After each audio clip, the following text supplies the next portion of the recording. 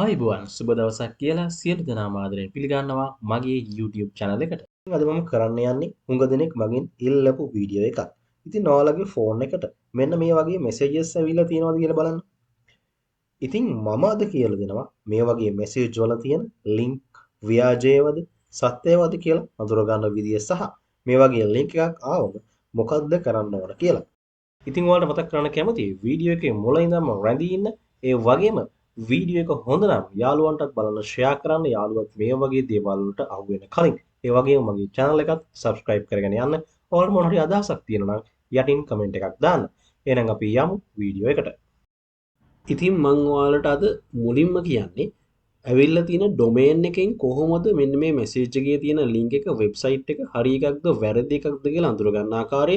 ඉතින් හුඟ දෙනෙක් දන්නේ මෙන්න මේ ඩොමේන් එක කියන්නේ මොකක්ද කියලා. මම ඔයාලට මුලින්ම කියන්නම් මොකක්ද ඩොමේන් එක කියන්නේ කියලා. ඉතින් මම මෙතන දාලා තියනවා වෙබ්සයිට් එකක එක්සැම්පල් එකක්. මෙතනින් මම කොළ පාටින් දාලා තියෙන්නේ මේ HTTPS කියන්නේ ප්‍රොටෝකෝල් එක. ඒ වගේම www කියන අකුරු තුනෙන් කියන්නේ සබ් ඩොමේන් එක. මේ www කියන අකුරු තුනේ තේරුම තමයි world wide web කියන එක. මේ නිල් පාටින් තියෙන එකෙන් තමයි ඩොමේන් නේම් එක. ඒ ආයතනයේ නම වෙබ්සයිට් එකේ නම නිරූපණය වෙන්නේ. ඉතින් Tamanට ආපු මැසේජ් එක දිහා ලින්ක් එක දිහා හොඳට බලන්න. ඒ ලින්ක් එකේ මැසේජ් එකේ මම මේ නිල් පාටින් මෙන්න මේ දාලා තියෙන විදියට Tamanගේ ඒ සල්ලි දෙනවයි කියන තෑගි දෙනවයි කියන ආයතනයේ නම හරියටම තියෙද කියලා බලන්න. ඒ නම හරියටම නැත්නම් මේ ලින්ක් එක ඒ මැසේජ් එක විශ්වාස කරන්න බැරි එකක්. ඒ වගේම මම මෙන්න මේ අවසානට මගේ උදාහරණය අනුව .lk කියලා එකක් දාලා තියෙනවා. ඒ කියන්නේ top level domain කියන එක. ඉතින් ලංකාවේ ගොඩක් දුරට යොදාගන්නේ .lk කියන එක. ඔයාලා දැකලා සමහර වෙබ්සයිට් වල webadawil.com කියලා තියෙනවා. ඒ කියන්නේ .com කියන්නේ කොමර්ෂල් නැත්නම් වාණිජ කියන එක. ඉතින් ඉන්දියාව වගේ රටවල් .in කියන එක යොදා ගන්නවා. United Kingdom යොදා ගන්නවා .uk වගේ.